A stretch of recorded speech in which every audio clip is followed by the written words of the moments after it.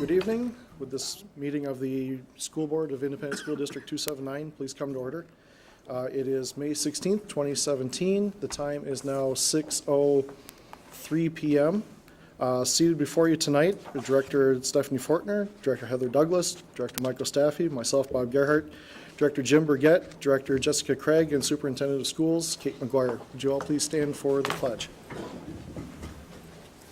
I pledge allegiance to the flag of the United States of America and to the republic for which it stands, one nation, under God, indivisible, with liberty and justice for all. All right, board members. Before you is the agenda as printed. I will make a motion to accept the agenda. Do we have a second? Second. Second by Director Craig. All those in favor say aye. Aye. All opposed? The agenda has been accepted. Next on our agenda is the audience opportunity to address the school board. I do not have any cards indicating that anyone wants to speak before the board. So going once, going twice, going thrice. Okay, we'll move on then. Next up would be our superintendent's report. Dr. McGuire. Thank you, Mr. Chair. I typically begin the superintendent's report with our points of pride. However, due to technical difficulties, we will forward our points of pride to the next school board meeting. However, I will still begin with our mission, which is the way we begin all of our school board meetings.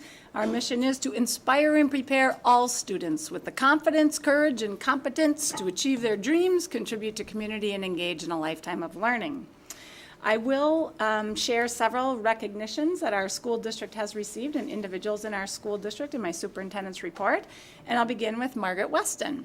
Margaret Weston, our general counsel for Osseo area schools, is a recipient of the Minnesota State Bar Association Public Law Section's Douglas K. Omdahl Public Attorney Career Achievement Award for 2017.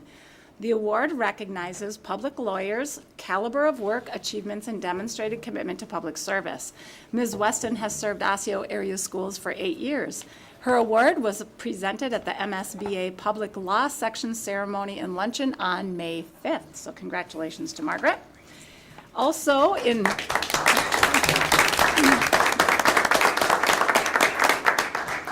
other state-level recognitions, we have a number of folks. Julie Osland is a teacher and staff development assessment specialist, and she's one of 3 Minnesota finalists for the Presidential Award for Excellence in Mathematics and Science Teaching, or PAEMST. PAEMST is the highest recognition that a kindergarten through 12th grade mathematics or science teacher may receive for outstanding teaching in the United States. As a finalist, Ms. Ostland will be considered for one of the national awards that will be announced by the White House at a later date. Also in big national news, for the 3rd consecutive year, Maple Grove Senior High has been recognized by U.S. News and World Report magazine as one of the nation's best high schools. Maple Grove earned a silver medal in the 2017 award program, which recognizes high schools based on their performance on state assessments, graduation rates, and how well they prepare students for college. The U.S. News rankings include data on more than 21,000 public high schools in 50 states and the District of Columbia. Maple Grove Senior High was also recognized as one of the nation's best high schools by U.S. News and World Report in 2015 and 2016. Lastly, we have special recognition for a special ed bus driver and paraprofessional of the year. Naz Hassan, a driver with our bus contractor for student, and Heidi Rogers, a transportation education support paraprofessional, have both earned top honors in a recognition program sponsored by the Minnesota Association of Pupil Transportation. Mr. Hassan was named Special Education Driver of the Year, and Ms. Rogers was named Special Education Paraprofessional of the Year. The awards recognize Minnesota school bus drivers and assistants who serve students with special needs, demonstrate a strong commitment to student safety, and display passion for the success of their students and families. And that picture is taken right here in this room this morning when staff came out from the organization to award that recognition this morning. Thank you. All right, thank you, Dr. McGuire. Next up on the agenda are school board reports. Our first report would be an April 25th, 2017 Policy Committee meeting report. Director Douglas. Thank you. The School Board Policy Committee met here at the Educational Service Center at 6 p.m. on Tuesday, April 25th, 2017. Board members Bob Gearhart, Jim Burgett, and myself attended. Carrie Larson, Community Education Coordinator for Facilities and Volunteers, Andy Bedeau, Digital Learning and Instructional Media and Coordinator, Troy Schreifels, Director of Facilities and Transportation Operations, Dave Mordock, Coordinator of Risk Management, and Superintendent Kate McGuire and General Counsel Margaret Wesson also attended. The committee reviewed proposed changes to Policy 923, Distribution of Materials for Students, Policy 924, School Volunteers, Policy and Procedure 507, Corporal Punishment, and Policy 515, Appendix B, Notice of Directory Information. Staff recommended revisions for all three policies to bring the format into compliance with the current format used for school district policies. The committee reviewed proposed changes to procedures for Policy 923. The committee also received a recommendation for a policy on the use of videos of students taken on the school premises. The committee recommended Policy 923, Distribution of Materials for Students, as revised for first reading. They also recommended working with elementary school leaders to make sure they communicated with parents about the options for receiving the materials. Proposed changes to Policy 924, School Volunteers, was also reviewed. The committee requested that the procedures followed by the community education be prepared as procedures to be posted with the policy. Those procedures will be reviewed at the May Policy Committee meeting. Proposed changes to Policy 507 were also reviewed, and the revised policy was recommended for first reading. A proposal to add a category for limited directory or public student data was reviewed. The committee had additional questions and will revisit the proposal at the May Policy Committee meeting. The final discussion was about the staff recommendation for a policy and procedures governing the use of videos taken from the school district security system. The committee authorized the risk manager to begin drafting a policy on the use and management of any videos taken by that system. The next Policy Committee meeting will be Tuesday, May 23rd. Thank you. Next up is a May 2, 2017 work session report. Director Ostafi. Good evening. At the May 2nd work session, board members first heard a World's Best Workforce Priority Work update on digital learning. Board members learned about the evolution of our digital learning work as well as the timeline for upcoming work. Board members also reviewed some preliminary survey results from teachers, students, and families around digital learning. Results from the survey identified areas of strength as well as areas that will need further research and information gathering in order to determine next steps in strengthening our continued digital learning work. In addition, information was presented on Schoology, which is our learning management system, blended learning opportunities, and digital citizenship. Next, board members reviewed the superintendent's recommendations for priority work for the 2017-18 school year. For the past 10 years, District 279 has engaged in a robust strategic planning process that leads to the identification of priority work for the following year. The state requires that all districts have a strategic plan and an aligned budget that will meet 5 goals outlined in the World's Best Workforce legislation.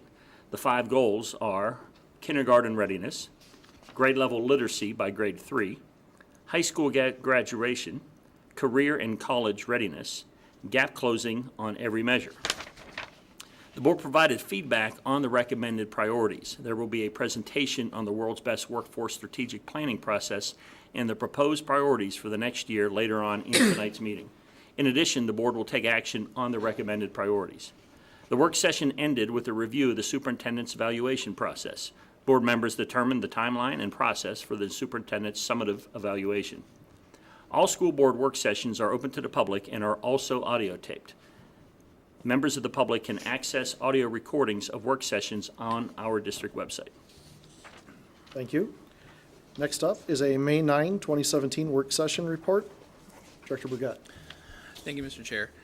At the May 9th, 2017 work session, the school board learned about the FY 2017 work of the Enrollment and Capacity Management Advisory Committee, or ECMAC, and provided feedback and direction regarding the superintendent's recommendations for next action.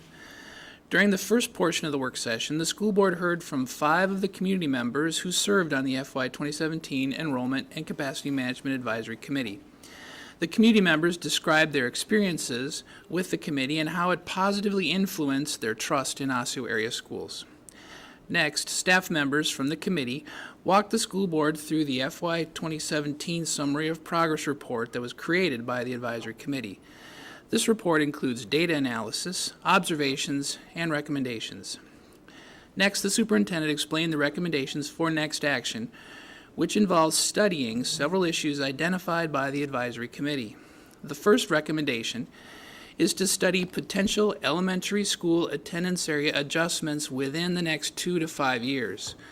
Specific attendance area study that was recommended due to current capacity concerns or 5-year enrollment projections are an increase to the attendance area size at Cedar Island, Crestview, and Zanewood, and a reduction to the attendance area size at Basswood, Fernbrook, Garden City, and Rush Creek Elementary Schools.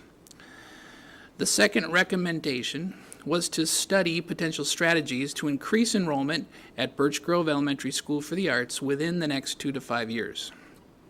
The third recommendation was to study potential building additions within the next 2 to 5 years due to current capacity concerns and projected enrollment growth. Specific schools included in the recommendation are at elementary, Basswood, Fernbrook, Garden City, and Rush Creek, and at secondary, all 3 senior high schools, Maple Grove Senior High, Osseo Senior High, and Park Center Senior High. The final recommendation is to study potential construction of a new elementary school within the next 2 to 5 years on district-owned property in northwest Maple Grove. This district-owned property is in the current Fernbrook attendance area. The school board provided direction to staff to proceed with the recommended areas of study on all 4 recommendations. The district will engage the services of an architectural firm who specializes in studies involving physical facilities. Now remember, any recommendation for action that surfaces from the study would require school board approval and communication with and feedback from the community. All school board work sessions are open to the public. This work session was also videotaped. Members of the public can access recordings of work sessions on our district website. And I just wanted to remind everybody, this is a recommendation to study. It's not action at this time. We're just learning and exploring options. Thank you. Thank you. School board members, are there any other reports that you'd like to add tonight? All right, seeing none, we will move on. Next up is a presentation on the Enrollment and Capacity Management Advisory Committee report that Jim just talked about. And with that, I will turn it over to Patricia Magnuson. Good evening, Chair Gerhardt, school board members, and Superintendent McGuire. Tonight's presentation is largely a repeat of the presentation that Mr. Gerhardt talked about from the May 9th work session. While you have heard this information already, we placed this presentation on tonight's agenda in order to be transparent with our community and to increase communication about the district's work with enrollment and capacity management. This presentation is designed to provide information about the 2016-17 work of the Enrollment and Capacity Management Advisory Committee, as you've heard referred to as ECMAC. I want to provide a little context again about what we're going to hear. I'm going to walk you first through the process that led to the recommendations because of the tremendous changes we've made to the process by convening the Enrollment and Capacity Management Advisory Committee. That change in process and the gathering of data is just as important as the observations themselves, so we want to take some time on that before we walk through the observations. So we're going to just start with the framework.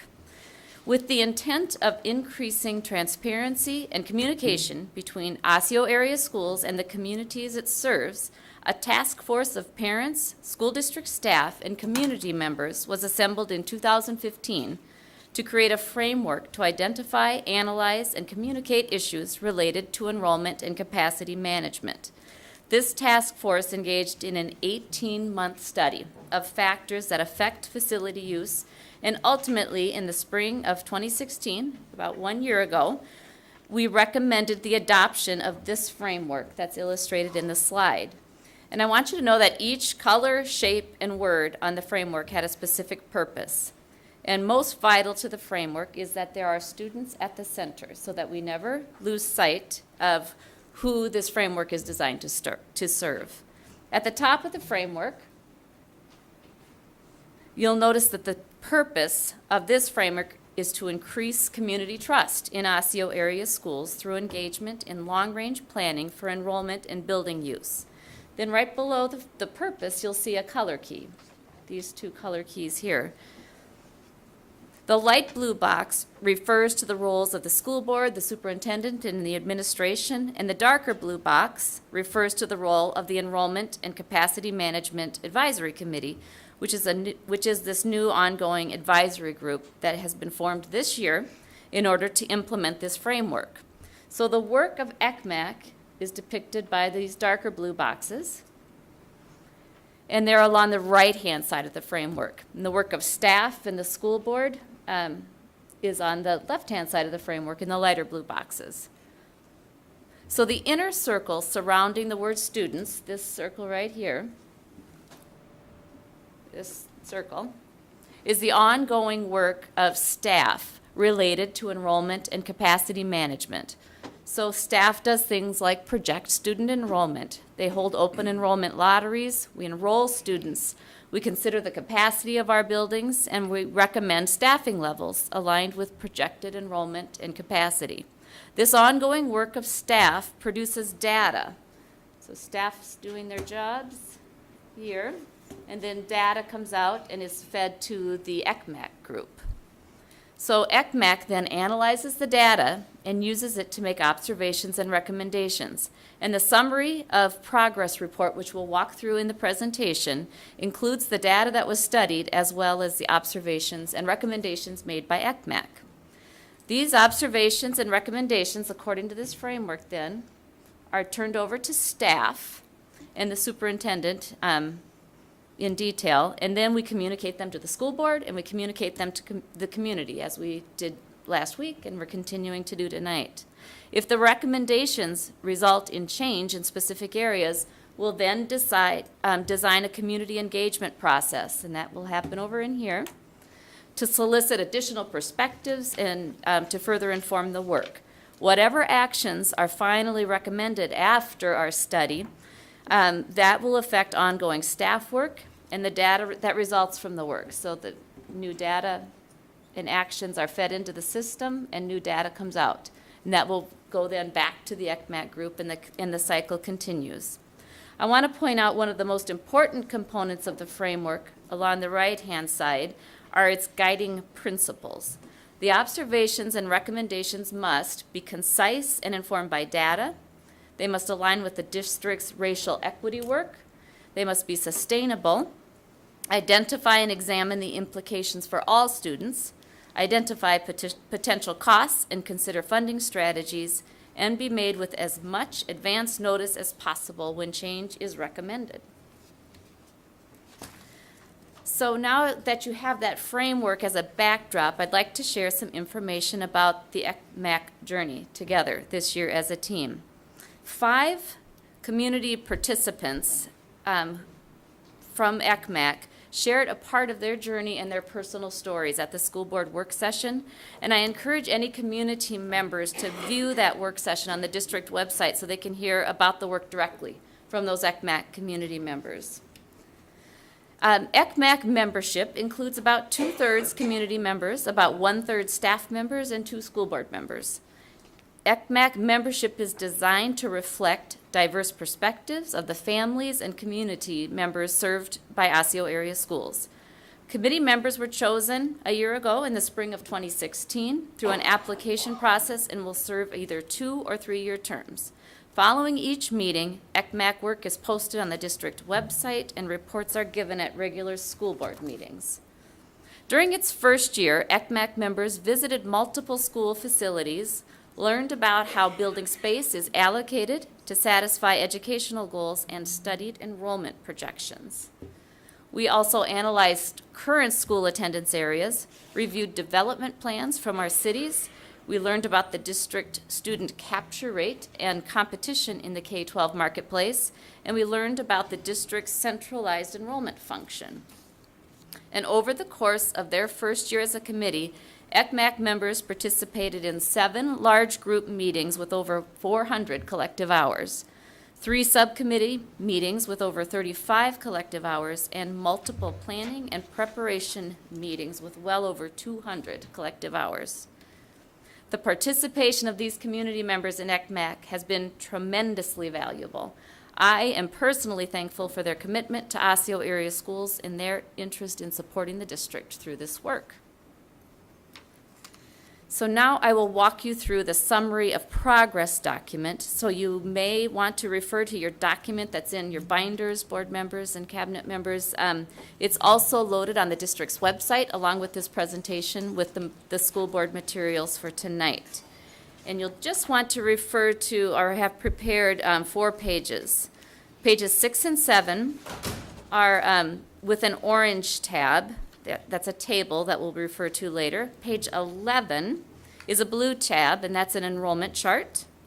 Page 16 has a yellow tab, and that's a map that we'll talk about. And page 19 is a green tab, which is a bar chart that we'll talk about later. And so as we move through the summary of progress report, I hope you'll see a familiar pattern. Similar to the long-range financial planning process, where we have several tools that we continue to use over time, the ECMAC process will consistently rely on tools as well. And those tools that we have so far are the tools that, that I had you pull out that we'll refer to later. So in your summary of progress report, the first 3 pages, pages 1 through 3, behind the title page and the table of contents is the executive summary. And it describes the process of ECMAC and it outlines the final observations and recommendations. And I think of the executive summary as being liftable, meaning if you don't have time to read anything else, if you read the executive summary, you'll understand the work that the ECMAC is recommending. So now I'll take you through each section of the report. One of the guiding principles for observations and recommendations, in fact, the first one, is that they would be guided and informed by data. And through that lens, I want you to hear this evening that these are data-informed observations and recommendations, and we're studying potential action. They should not be construed to imply that any action will be taken in any of these areas or to imply that there's any judgment or opinion about the merits of any of those. I'm sorry, I don't want to interrupt, but could we just close that door? The coughing is really distracting. Thanks. Thank you. So during the 18-month process of creating the framework that we showed you, the original task force identified 5 potential actions that could result from their observations and recommendations about enrollment and building use. And these were the following areas: attendance area adjustments, building a school, constructing additions to a school, closing a school, or doing nothing. So this year's summary of progress report includes recommendations for study for potential action in 3 of those areas: attendance area adjustments, building a school, and constructing additions to the school. While closing a school is a possible outcome that exists within the framework, the advisory committee found no reason to recommend the study of a potential school closure at this time. While in some years, ECMAC could recommend that no action is necessary, this year the ECMAC recommended study of one additional issue, which you'll hear more about later in the presentation, and that is increasing enrollment at one of the district's elementary magnet schools. So I'm going to first then go through the enrollment data section of the report. For the enrollment section, you'll want to just refer to page 11, which for the board is your blue tab. And this is the projection tool. It should be very familiar. We've used it for years in the district to project enrollment. And the enrollment data is described in a lot of detail in section 2 of the summary of progress report. The report describes the way we build grade level enrollment projections and 5-year enrollment projections. And I'll walk you through just some of the high points. I won't go into as much detail as we did last week. So we use birth rates in Hennepin County to help us project future kindergarten enrollments. And then enrollment projections at grades 1 through 12th grade are calculated, and we look at enrollment trend data over time for a 6-year period of time. And this method allows us to predict how many students may continue from one grade level to the next. There's an important consideration in the use of that projection method. It can only be relied on to create reasonable enrollment projections when historical patterns can be expected to continue into the future. So when we have what we're calling a break in pattern, and we can predict that, we can adjust our projections to reflect that change in pattern. So breaks in patterns could be caused by new housing developments, could be caused by opening of charter schools or private schools within the district, or other program or attendance area changes that cause students to enroll into our district or to leave our district. And so ECMAC studied our enrollment projections, and they will continue to assist the district in continuously improving and monitoring the accuracy of our projections over time. The second data area we analyzed was capacity, and that is on page 19 of the report, which I believe is your green tab, board members. It's a chart with blue and green bars. And it's described in detail in section 3 of the report on pages 17 through 19. So the report describes in detail the methodology we used to evaluate capacity for elementary schools. The concept, one important thing that the committee learned is that capacity is not a fixed number. So the concept that capacity is not fixed was a critical foundational fact, and we spent quite a lot of time on it because it's fundamental to understanding building use and its enrollment implications. So a number of things can affect the number of students that a building can accommodate. Things like class size targets for grade levels served, the number of grade levels served inside a building, any funds that might be used to reduce class size in a building, the educational needs of students for just grade level classrooms, any specialized needs of the school's educational programs such as music, arts, technology, science, any specialized educational needs of particular students such as special education or English learners. And then programs that might be located at the school at the direction of the school district, such as special education or preschool. And finally, programming identified by the site principal, by teachers and staff, intended to satisfy specific needs of the student population in the school community, such as large motor rooms and meeting spaces. Because the manner in which space is used by a particular school is determined in large part by the students it serves, the number of students that can be served by the school can vary from building to building and from one year to the next. So to better assess how elementary classroom space is being used in each school, the ECMAC relied on this report on page 19. So that's one of the tools we'll be using year over year. So we spent last summer, the summer of 2016, completing and developing this this capacity model for elementary. And one of our projects for this coming summer is to create a secondary capacity model. In the meantime, what you will hear is that we used a proxy for identifying capacity at secondary schools. And the proxy we used was being available for open enrollment for the first lottery. Now I'd like to turn to our efforts to recruit new members for next year's committee. The application timeline and meeting dates for next year are outlined in the slide. Community members who would like to be considered for ECMAC membership beginning in the fall of 17 are invited to apply by the application deadline of 4:30 p.m., Friday, May 26th. The online application is available on our district website, and community members can request a hard copy of the application by calling 763-391-7279. And we're promoting the application process in multiple ways. We have automated messages to all enrolled families. We have articles in several issues of our parent e-newsletter, 279 Connect. We have articles in local media, social media posts, and the ESC outdoor sign. So I hope we get some lots of applications. Now I'm going to move over to the observations and recommendations, now that you understand the journey and the data that we went through to get to those. So I'll just go through those in a little more detail. So you should refer to now at this time, pages 6 and 7, toward the front of the report, the orange tabs. So there's color-coded boxes on this tools, and what we did is summarized all of the data about enrollment and capacity, and I'm not going to go through the details of that table like I did last week.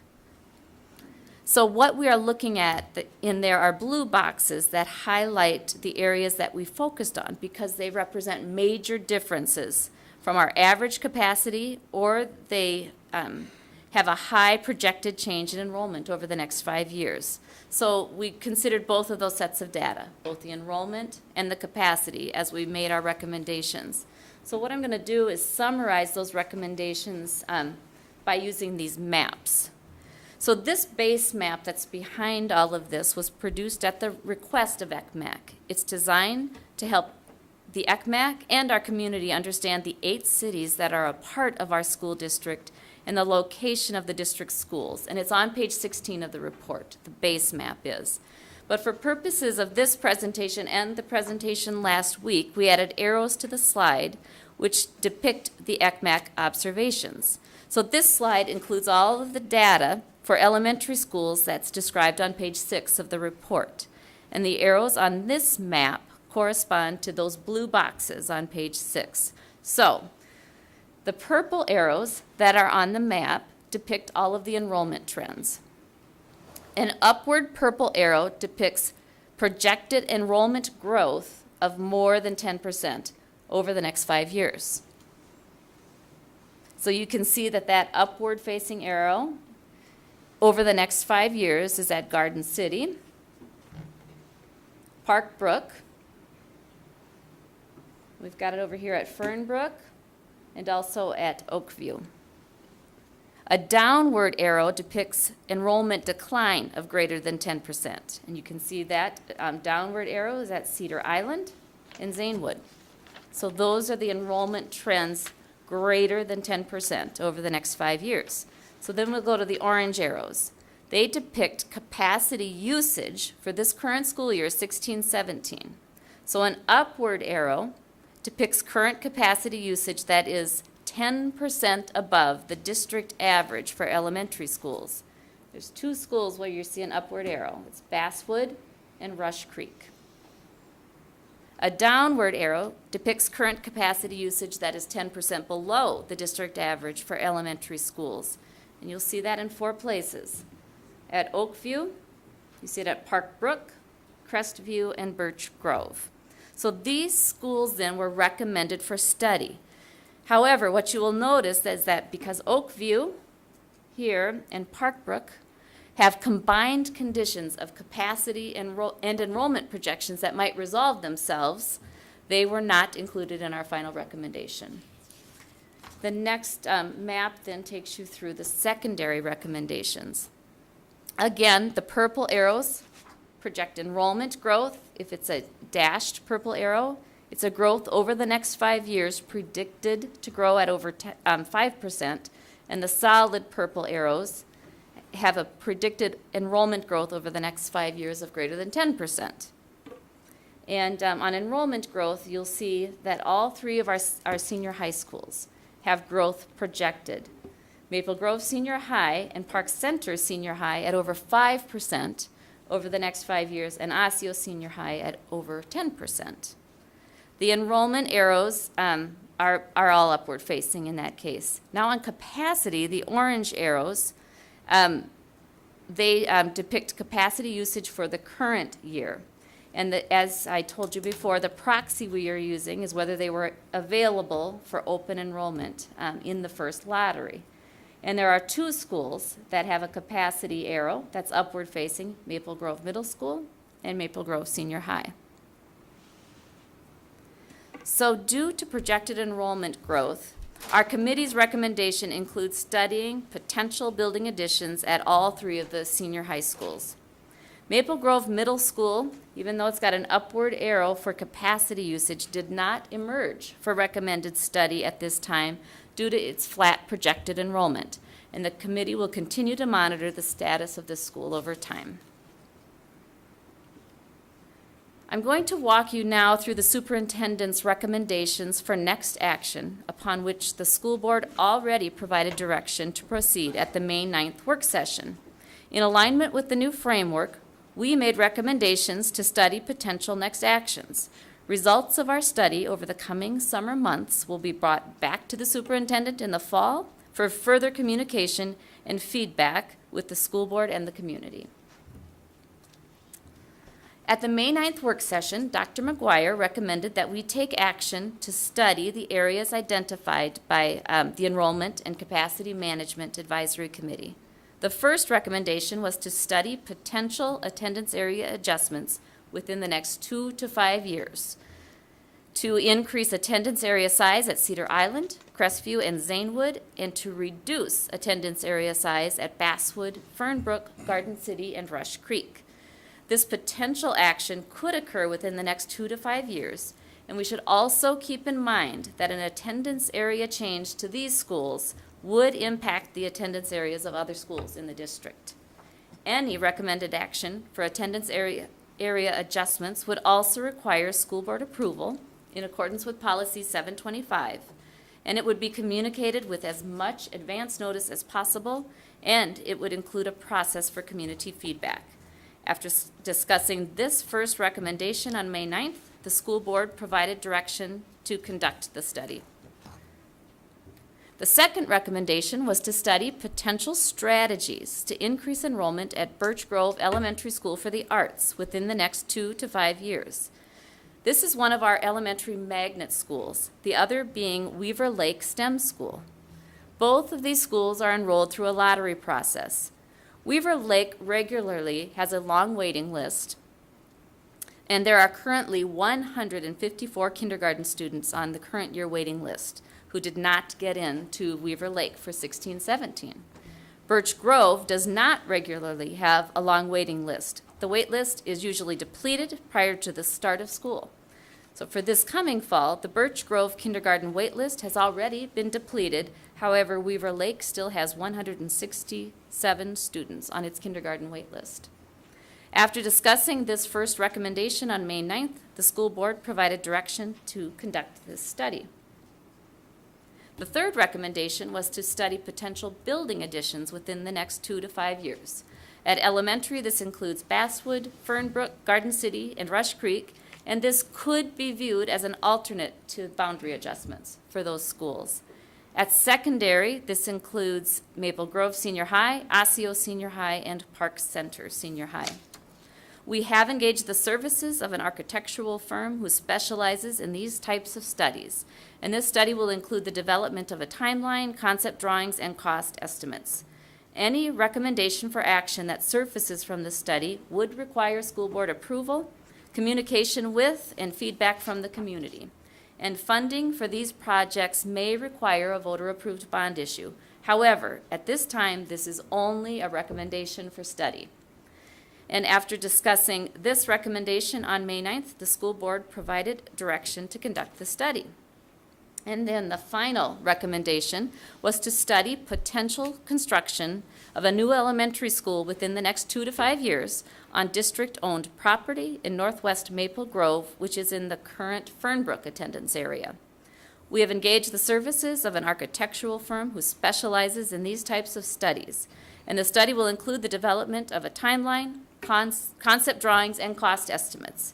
Any recommendation for action that surfaces from this study would require school board approval, communication with, and feedback from the community.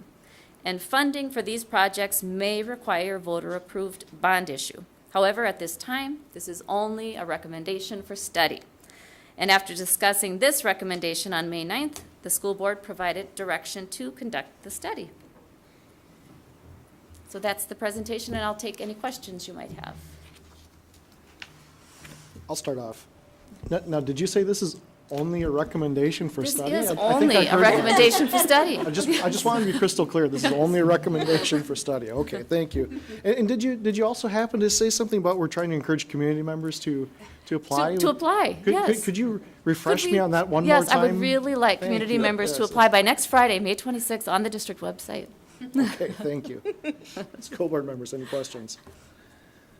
No. No. Well, we've already given some thanks in the work session, but I'd like to do it here in the regular meeting. Again, thanking the ECMAC team for all the work they've put into it. I forget the number you quoted, something in the thousands for total labor hours that have been put into this by community members. I mean, this has been a big undertaking to get to the point of recommendation for a study, which will continue more work before anything could even be actionable sometime in the somewhat near future. But again, there's just a lot of work that's been done in a way that we've never done before. This is a new adventure, and I think that it's gone swimmingly so far. So thank you, thanks to the group. Yes, they've done great work. Thank you very much. Yeah. Thank you. Chair Gerhardt, I do have a comment in regards to that, a couple comments. ECMAC did a great, within the bounds that they were given, they did a great job with recommendations. However, from the strategy of the district, there are some things that I would have liked seen studied that were not put in here, but I think are going to be necessary to continue to go forward, which was we're not covering all schools, nor are we looking at the effectiveness of certain schools that were dedicated and taken out of this attendance area study. So we don't know how well those programs are doing what they were expected to do, and therefore, we don't know if we should continue them. And if we don't continue them, then those schools would be available for the capacity study, which we decided not to put them in there. But I think we're missing a significant opportunity to do that in the same time that we're doing the rest of this. Also, we're not looking, it was recommended to look at expanding the high schools based upon the current curriculum and not necessarily based at looking at expanded curriculum that we will need or we should have for preparing our students for better career opportunities. So that was left out. So if we say we need to add on 5 or 10% or 10,000 square foot, we're going to have to come back and do this again if this board ends up changing the direction or adding to some of the curriculum that we need in this district. And we're going to have to do that study all over again and spend more money to do so.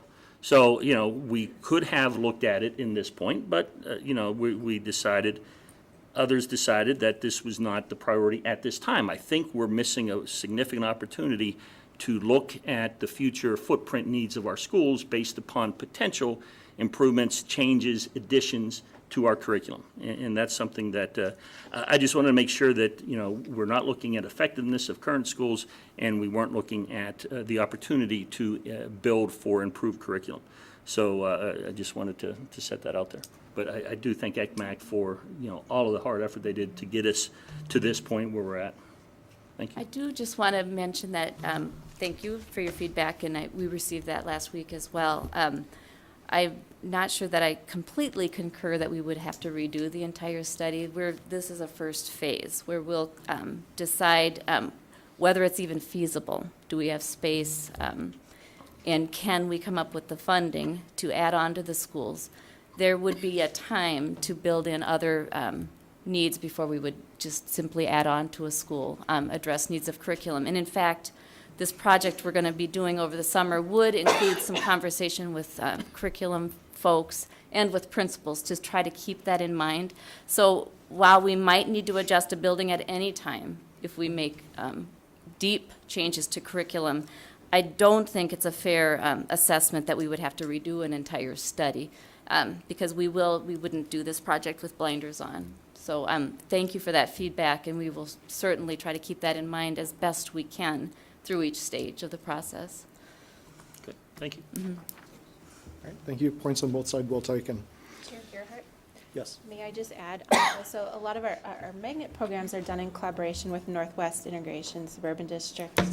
Well, I'm not sure if I got that right. So there's layers there that may take additional time to address.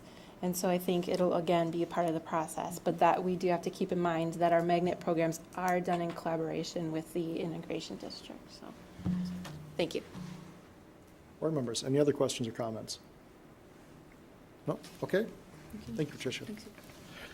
Next on tonight's agenda would be opportunity for removal of items from the consent agenda. Board members, do we have anything on the consent agenda that you would like to have removed for separate consideration? Hearing none, I will make a motion to accept the consent agenda as presented. Do we have a second? Second. Second by Director Douglas. All those in favor say aye. Aye. All opposed? Did I hear? Okay. With that, the motion to accept the action items as presented on the agenda passes by a vote of 6-0. Next up on our agenda is a recommendation for approval, World's Best Workforce Strategic Plan for 2017-2018. Kate McGuire and Tim Wilson. Thank you, Mr. Chair, members of the school board. Each school district in the state of Minnesota is required to have a World's Best Workforce Strategic Plan and to review that plan at a public meeting. In Osseo area schools, we review elements of our World's Best Workforce Strategic Plan throughout the year at public school board work sessions. As a result, our school board and community is regularly updated throughout the year on our progress. The outcomes we've designed for this particular presentation are to prepare the school board for action on the priority work goals for next school year and to share information with our community. Tim Wilson, Chief Technology Officer, will contribute to the presentation as well. Tim serves as the internal coordinator for strategic planning. And in that role, Tim helps to coordinate the regular meetings of the priority result team leaders and work teams and to coordinate our large core planning team meeting, which occurs each spring. This is a graphic organizer that we use to describe the idea of strategic planning so that people know what we mean when we talk about strategic planning each year. First, we begin by describing a desired future. What is it that we're trying to accomplish? This is represented by the red triangle on the graphic organizer. And I'll come back to our specific goals, what we're trying to accomplish in just a minute, but I want you to get the idea for how we think about strategic planning. So we begin with that desired future, or a description of what is it that we are trying to accomplish. Next, we use data to thoroughly understand our current reality. Where are we as measured against our goals? This idea is represented by the blue box. We assess our current reality using multiple measures. We look at demographics, for example. We also look at student achievement, including proficiency, growth, and gap closing measures. We look at graduation rates. We also look at data from parent, student, and staff stakeholder surveys. We use a balanced scorecard to track our progress and to communicate all of the various elements of the data used to assess our current reality against our goals. Tim will talk about this element of strategic planning in just a minute. Lastly, we design action intended to move us toward our goals. Action steps are represented by the upward arrow between the blue box and the red triangle. The dotted blue box in the lower right-hand corner represents a stagnant state which might occur if no action is taken to impact results. The spring represents the tension that is created as we try to impact change in the organization and as change occurs. Our presentation is structured in such a way that I'll begin by describing our desired future or our goals. Then Tim will share data that describes the current reality. We'll both share information about the process we use to gather input and feedback and to inform the strategic planning process. And lastly, I'll recommend the priority action steps for your approval for next school year. And for members of the community, it might be important to know that our school board members have already had an opportunity to provide feedback, as it was stated in a board report, and have had an opportunity to hear part of this presentation already in a school board work session. So like all good teachers, we begin strategic planning with the end in mind. We are very clear about what we are trying to accomplish. This is a graphic organizer that we use to explain the goals of the organization. And we have two types of goals. We have the World's Best Workforce goals and what we call strategic goals. The World's Best Workforce goals are shown in the right-hand box, and those are the goals that are required or mandated by the state of Minnesota. And they're mandated for all school districts in the state in order to ensure that Minnesota has an educated and capable workforce in the future. The state requires that we set goals in 5 areas. We need to have all children ready for kindergarten. We need to have children reading at grade level by the end of 3rd grade. All students graduate from high school. All students are ready for college and career. And that we close achievement gaps all along the way on those mandated measures. In addition to the 5 mandated World's Best Workforce goals, we have 3 locally determined goals which are derived from our mission. And we call these our strategic goals because they're linked to the mission. Our strategic goals are shown in the left-hand box, and they include having all students be able to articulate and plan for their evolving dreams, choose to contribute to their various communities, and demonstrate initiative and persistence to learn things that are important to them. These goals describe our desired future, which is the starting point for strategic planning. Next, Tim will share information about our current reality and how we assess ourselves against those goals. Thank you, Dr. McGuire. Board members, I'm going to talk to you tonight about our current reality, which is essential to understand where we're coming from so that we can understand how we can get to our desired future. I'm going to describe briefly our current reality in terms of our geography, demography, and our academic performance of our students. I always like to begin with a map of the school district. You all know that our school district encompasses all or a part of a number of communities in the Northwest Metro, 66 square miles in all.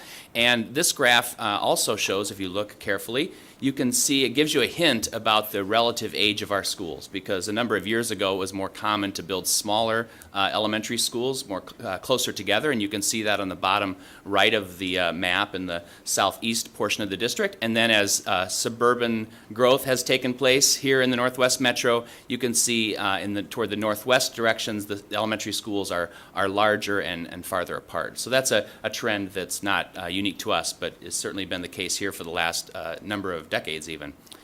Demographically, we always keep track of a number of federally mandated measures of students and their demographics, including the percentage of our students who qualify for a free or reduced price lunch, the percentage of students who receive special education services, and the percentage of students who get extra help learning English. And those trends over the last 5 years are depicted on this graph. And you can see that over time there's not a large change, but that's not surprising given that we have 20,000 students in the school district. Making a significant change in any given year would be difficult with that many students. But you can see some subtle trends over time. One thing that's interesting about averages, they're useful certainly, but we know that when we disaggregate an average and we get insights that are much more useful perhaps than the overall average. So when we take a look at those students whose families' income qualifies them for a free or reduced price lunch, we see an average doesn't tell the whole story in our school system. In fact, those students do not distribute themselves equally across all of our schools. There's a great variety school by school. You can see on the left side of the graph, there is a school where roughly 10% of the students qualify for a free reduced price lunch, and on the other side of the graph, there's a school where 80% of the students qualify for a free or reduced price lunch. Incidentally, the slightly lighter shaded bar sort of in the middle there, that's a reference point. That's the district average. So not surprisingly, it's roughly in the middle of the graph. But you can clearly see the change in the variation across our sites, which creates complexity for us as we're trying to plan programs and meet the needs of our students. Our racial composition continues to change here in the school district, a trend of the last few years you can see clearly changing. A number of years now, our students of color have been more than 50% of our student population, and you can see that clearly. As before, the percentages only tell part of the story, and when you disaggregate that data by site, you can see the same sort of variation from site to site that we saw in the previous graph. A school on the left where roughly 20% of the students are students of color, and on the right, a school where roughly 95% of the students are students of color. Tremendous variation, and like the previous graph, the more lightly shaded bar represents the school district average. So again, an average tells part of the story. Disaggregated data often gives us more insight. When you compare the racial composition of our students and staff, you can see that our staff is much less racially diverse than our student population, although that's changed over time. It's a long way to go before those are similar. I want to talk to you now a little bit about achievement and how we think about achievement for our students. We think about achievement in 3 ways primarily. The first way is in terms of proficiency. What that means is, do students know and are they able to do the kinds of things that we would expect of a student in 3rd grade or 5th grade or 7th grade or whatever the grade level? Often those proficiency standards are defined by the state through various academic standards. Sometimes we have internal proficiency standards that we keep track of. But these are things that are measured for many students annually on standardized tests or in other ways around the school district. Another way that we think about achievement is in terms of growth. We're not satisfied if our students are simply proficient. We want all students to be growing in their skills. We want them increasing in their proficiency. Whether they're already proficient, we want them to continue to grow. And if they're not yet proficient, we want them to grow into proficiency and beyond. Finally, the way that we think about achievement is in terms of gap closing. We want all of our students to grow, which is shown by the two lines that are both trending upward, but it's essential that our students who are not yet as proficient as their peers grow even faster, because it's our desire that the gap between our least proficient and most proficient students shrinks over time as all students grow and learn and increase their skills. One of the ways that we communicate achievement about our students is through the balanced scorecard that Dr. McGuire mentioned already. It contains specific data and measures in all of the three areas I just mentioned: proficiency, growth, and gap reduction. In addition, it includes some district-determined goals that are not required by law or not measured in the same way. This is a depiction of our balanced scorecard. Blow it up a little bit more. Still hard to read, but for you guys at the table, you can see it. This is just an example of the kinds of scores that we track: MCA scores, a variety of standardized scores, in addition to other less non-standardized measures. An important measure that we care a lot about is graduation rate. After all, that's one of the goals of a K-12 institution, is get them out of 12, shall we say. And so over time, you can see the trend in graduation rates. This chart clearly shows we have work to do. Although all of 4 out of the 5 groups shown in that graph have higher graduation rates in 2016 than they did in 2012, clearly there's a gap. A gap exists between our students with the highest graduation rates and those that are behind. So this is an area of growth for us. However, we have some things to celebrate with respect to graduation rate. Our graduation rate as a school district is still above the state average. We have a number of groups of students, black students, English learners, special ed, male students whose graduation rates have increased. We have a number of groups of students where the dropout rates have decreased, and in 2016, none of the 14 American Indian students in that class dropped out, which is zero dropout rate is rare for any group of students.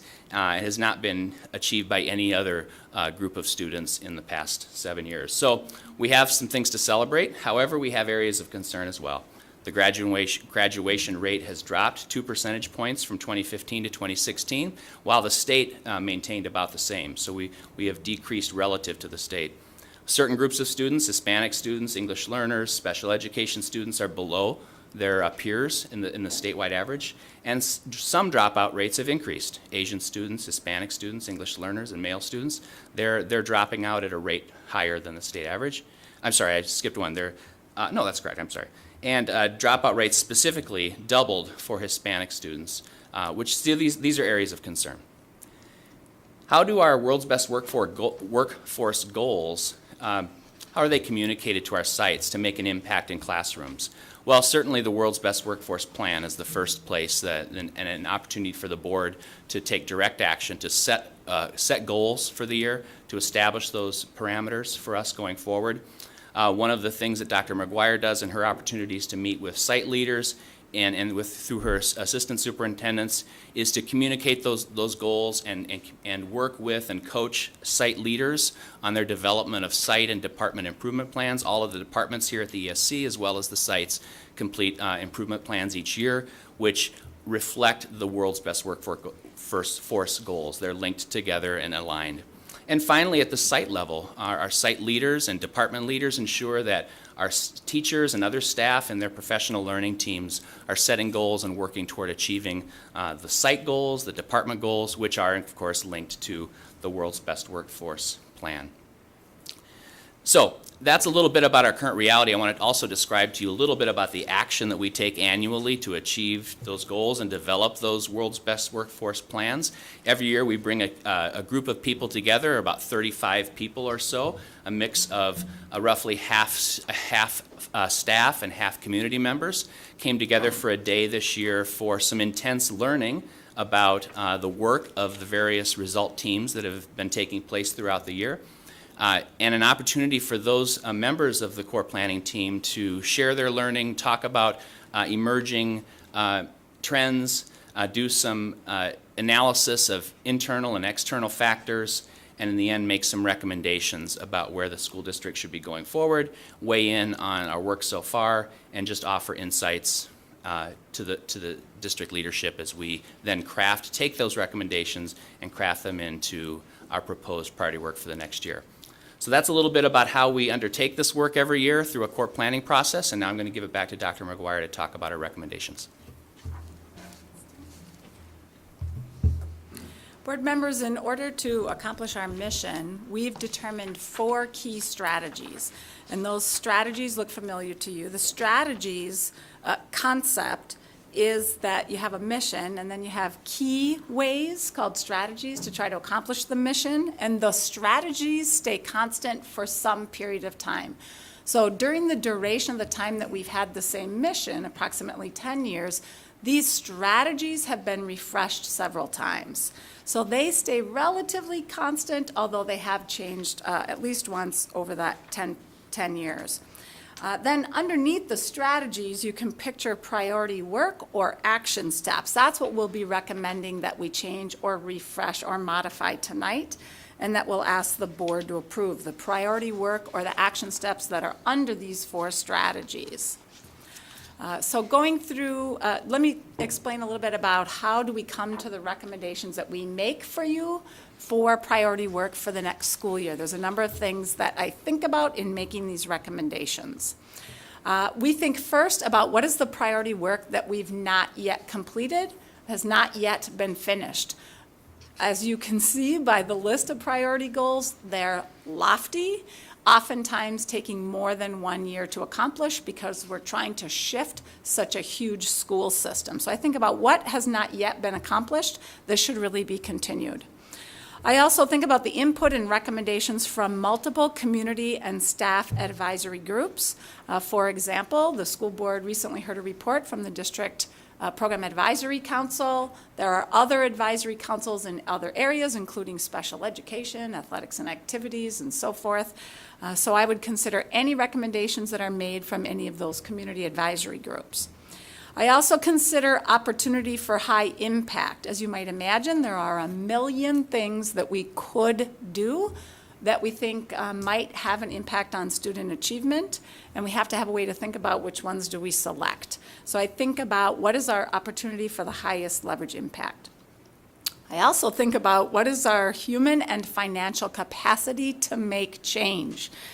And I consider legal requirements. Is there anything new coming out of legislation that would influence what we need to recommend? So, for example, several years ago, when the legislature took action to approve all-day kindergarten, for example, well, that elevated finding a place or finding a way to do all-day kindergarten into a priority goal. So we'll take a look at each of the strategies now, just so that you can visually see what are the recommended priority steps underneath each of those strategies. The first strategy is around equitable student achievement. The first recommendations there, the first is that all sites will engage in the use of culturally responsive instructional strategies. The second is that every elementary site, student outcomes and measurements of achievement will be aligned and pre-K will be integrated into school processes. The third is that all sites will implement culturally responsive research-based positive intervention practices that include the use of trauma-informed and restorative practices. Each of those 3 are continuing priority goals. Each has been modified slightly to reflect the key work that has to be done for the next school year, but they are ongoing priority work. Next, we would recommend, this is new, that all sites will implement best practices for multilingual learners, English learners. We recommend that students will experience learning that is personalized in path, place, and pace through the increased use of digital learning tools.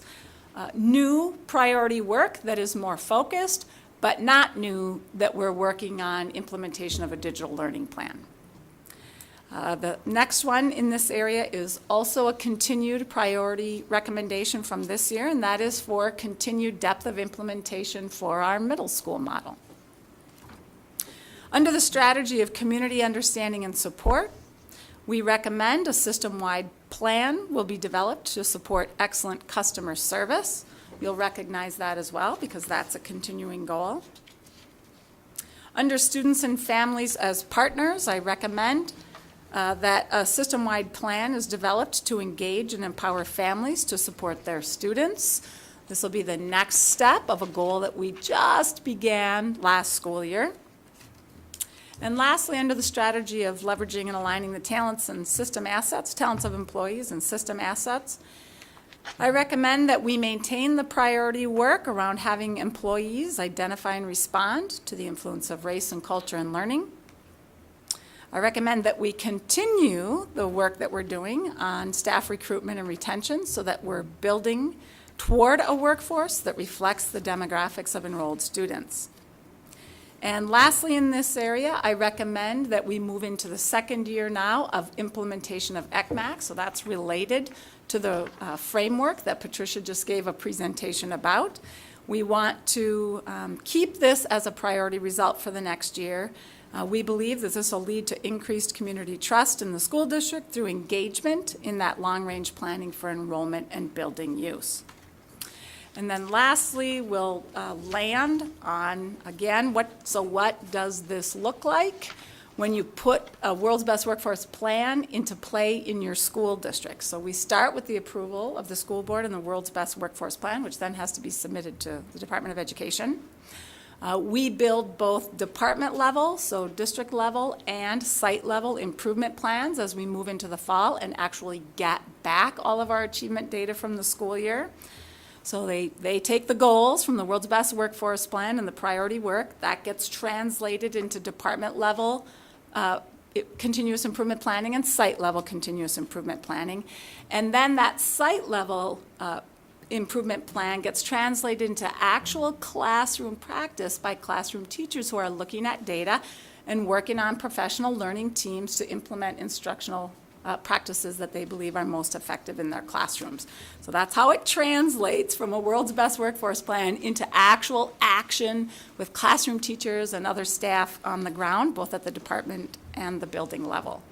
And then lastly, we'll just close on coming back to how we think about strategic planning, so you can see that we have clear goals, what it is that we're trying to accomplish in our school district, that we use multiple measures to assess our current reality, and we're very transparent about that, and that we're taking explicit action to make a difference between where we want to be in our desired future and what we know our current reality is. So board members, I'm happy to answer questions, and again, board members had an opportunity to provide feedback. These recommended priority work statements have been revised based on your feedback from the last work session. And I would just recommend that you take action on approving the World's Best Workforce Plan for next year. So thank you. Board members, any questions? Yeah, Director Gerhardt, how do any of these relate to capturing greater market share of our residents who have chosen to send their students to other schools? How are these things directly impacting the ability that our schools will be the preferred choice for all of our residents? I don't see anything about growing our, from I think under 80%, or we lose over 20% of our students. Where is it saying we want to get 5% of them back, 10% of them back? I don't see, I mean, a priority of maximizing the number of kids we're bringing into our school to help maximize the revenue, to help forestall any changes that may be coming down the road financially. I don't see that there's any direct correlation in any of these. So, that's been one, and I've been talking about that for a while, that we've lost far too many students to our competitors, and good for them that they've been able to provide educational opportunities for students that those parents and those students want. I don't see that we're stating anywhere that we are going to provide the education that the parents want for their students so that we can be the district of choice for all of the parents, for residents and non-residents alike. We're sending kids everywhere. We don't have a lot of them coming in. I would like to see more of ours here, and I don't necessarily see that these plans are driving to that goal. There may be some connection, but I don't necessarily see where that is. That's one. Number two, we want to take, there's nothing that, and we've talked about this earlier, there's a whole department that does curriculum. But to me, curriculum development and delivery should be the focus of what we do. Develop and deliver a curriculum that the parents want, that the students will excel at and will prepare them for the jobs that are out there today and in the future. And again, that should be the number one priority of what we do is develop and provide that particular curriculum.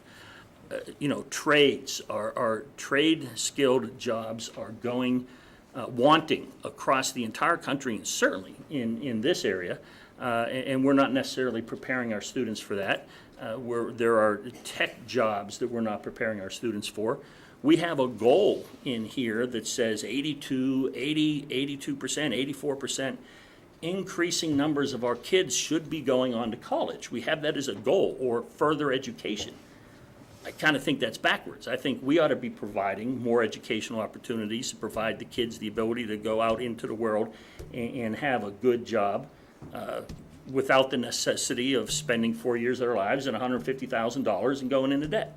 And 40% of them drop out. So, I don't see that we're developing the curriculum. To me, that would be a priority role for the district.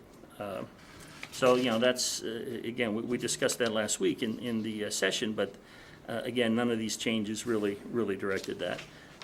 So those are the two of the big areas that I would like to see going forward. They're not in here, but there are things that we need to start paying attention to improve the overall caliber of the district, and mainly the ability of parents to want to send their kids here and not elsewhere. So. Chair Gerhardt, if I may. The way I see this, and correct me if I'm wrong, this is specifically addressing the world's best workforce legislation, and it's a report within the confines of that legislation. I think you have valid points and bring up really good valid points. However, I don't know, the way I see this report is it's built around the legislation. I could be wrong there, but I don't know if that's two separate things or not.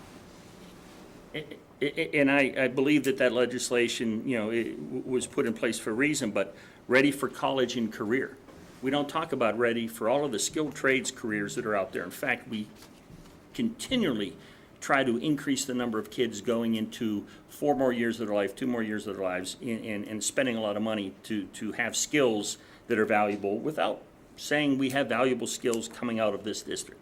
Graduating from high school. Maybe if we had the curriculum that kept people, kept the students involved and kept their interest and found to be relevant, maybe we would keep more of those in school. So I see at least 2 of them, graduating from high school and ready for career. The same thing, closing the achievement gap. If you're interested in the curriculum and you want to do well and you see a goal, you're going to stay in and you're going to achieve better. So there are 3 things there that I think working on the curriculum and developing that, will directly impact the world's best workforce goals. So no, I take that into consideration. I think most of them are taken up by that. Board members? Yeah, I just had a couple comments or questions about the presentation when Tim was speaking about graduation rate celebrations and graduation rate areas of concern. There just seems to be some contradicting information. In one bullet point, it says graduation rates increased for Black English learners, special education, and male students. And then below, there's 2 bullet points that state graduation rates for Hispanic EL and special education students are below comparable statewide averages, as well as dropout rates for male students are above. So I guess I'm just confused. Are male students graduating more, or are they dropping out more? It just is kind of We're contradictory. talking about two different statistics. Okay. That's why it seems like it's in conflict. One is Okay. a dropout rate and one is a graduation rate, which is calculated differently. So both things can be true. Okay, even though it says that, so the one says graduation rates increased for Black, EL, special education, and male. And then it says graduation rates for Hispanic, EL, and special educations are below statewide averages. So they increase, but they're still below. Yes. Okay. So, yes, both are true. Okay. Thank you for clarifying that. Board members, anything else? Yes, I just wanted to touch on a couple of bullet points under equitable student achievement. And the first thing I wanted to say is the bullet point that talks about trauma-informed and restorative practices. I just want to say I'm really excited to see where that goes. I think that's going to be a really great thing for our district, so I'm looking forward to see that happening in our schools. And then the other thing that I wanted to say is that I feel a little bit conflicted about the bullet point. Students will experience learning that is personalized, which I think is awesome. I think that's really a great thing when we're talking about path, place, and pace. But I still have a lot of concerns about the piece where it talks about through the increased use of digital learning. I am not saying no digital learning, but I do have concerns about that word increased. Would you like me to respond? Yes, Okay. please. One of the things, so in our work session, we talked about, actually, I think a couple of folks talked a little bit about healthy use and what does that mean, and we talked about pediatrician recommendations, for example. So that's on the list for a deliverable for our priority result team. What we meant by the word increased is not necessarily one student and time, but more teachers. So we know that we've had a more organic and dynamic implementation of digital learning, and that some of our staff members are moving faster than others, and that students are perhaps experiencing inconsistency among teachers. So our goal is to help more teachers feel more comfortable and provide professional development so that students might have a little bit more consistent experience. Okay, so this doesn't mean specifically to increase digital learning tools for all students, but through the education of teachers using them. Well, Is that what you're saying? we would want a more consistent experience for students so that teachers are comfortable using digital learning as a way to personalize learning. And that would mean certainly providing professional development to teachers and helping more students experience digital learning. Okay. So more students, more teacher education, but not necessarily the frequency of children using. Because that's my concern, is Yes, the we quantity of digital learning per student. I think based on some of the feedback Yeah. and questions that you had at the school board work session, I think that's one of the things that the team would want to address in a deliverable next year. Okay, What does that look like for an individual student in the course of their day? right. Okay. Thank you. Yep. Board members, any other questions? I have a comment on that to follow up, and I'm glad I had it marked down, but I had so many other things I overlooked it. But the issue is around goals. So, I'm looking for students will experience learning that is personalized through increased use of it. Great. What's the goal for that? We're spending $5 million a year or more. We have teachers in the survey who, a lot of them didn't believe that some of that was working so well. Yet we're going forward with blended classrooms. We're going along with this personalized path. But we still haven't measured the students who have used these tools over the last 3 or 4 years. Has their educational outcome actually improved over a baseline? We don't know that because we haven't studied it, and that was part of what came out in the work session, which I'm significantly concerned about, that we're spending all of this money, and we don't know really where we started, and we don't know where we're at. In fact, we're not even measuring at this point. We have plans to measure, but we've spent $10, $20 million, and we don't have a knowledge of if this is working. And, if that's going to be part of our priority work, I believe that we ought to be understanding where we started, where we're going, and are we getting there on the current path that we're on? So that's my concern, and that's always been a concern, a goal that is, is it achievable? Are we on the right path? And what do we need to do to make changes, course corrections? And we don't have the measures at this point to make a course correction because we don't know if we're on course or off course. Director Osseo, I'm not sure if there was a question in there. You're making lots of declarations, but I'm not sure if there's a question in there.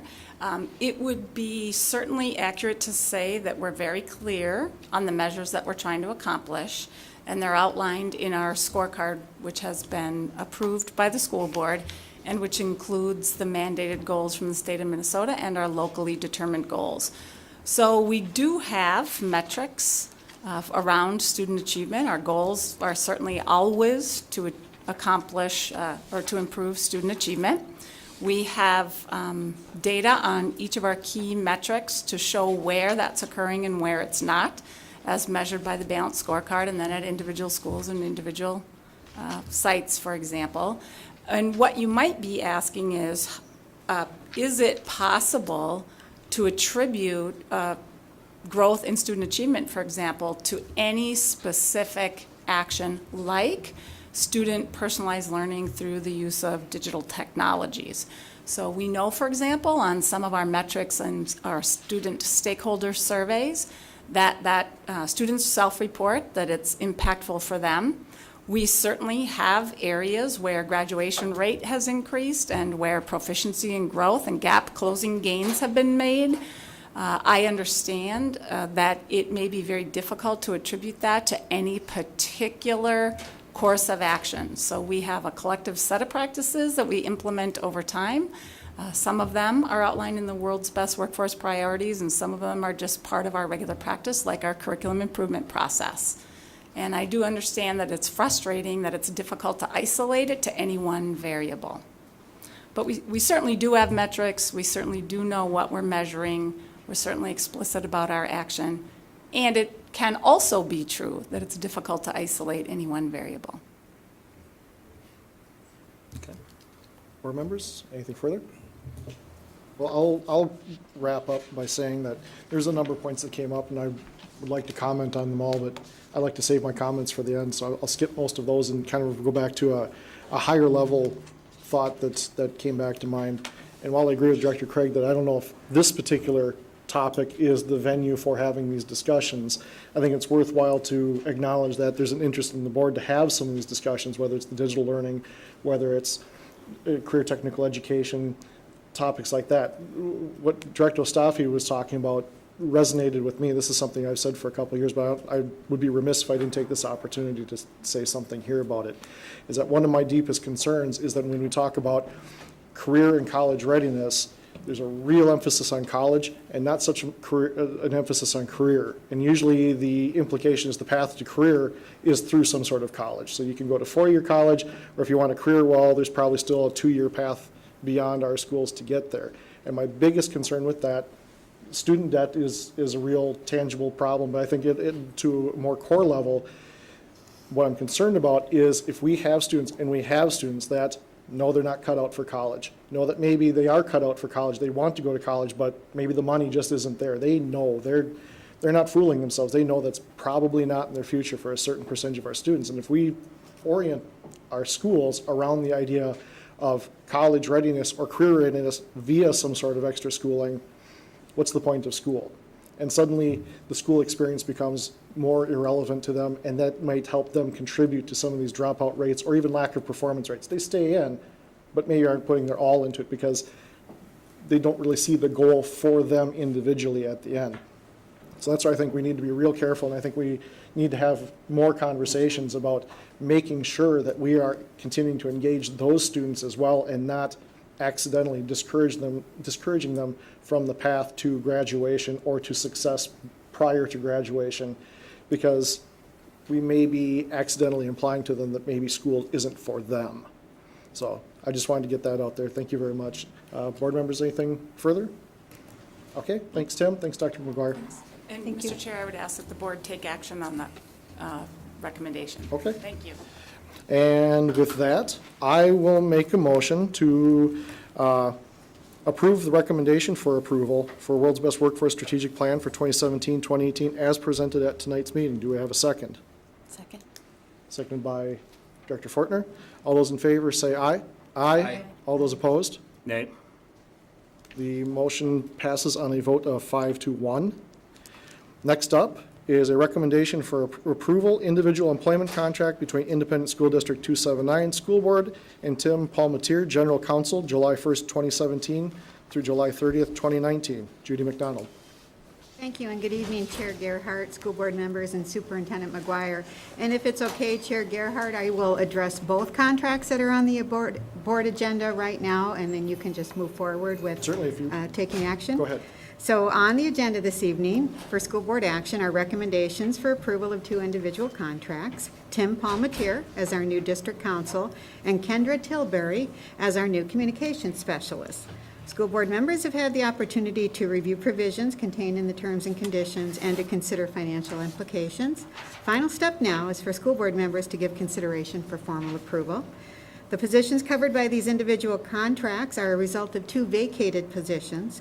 The agreements contain some language changes that reflect current district practices, comparable salary, group insurance, and fringe benefits. And it is the new provisions fall within the financial parameters set by the board, and it's the superintendent's recommendation that you approve these agreements. All right, thank you. Should we go through them? We'd have to go through them separately, don't we? Okay.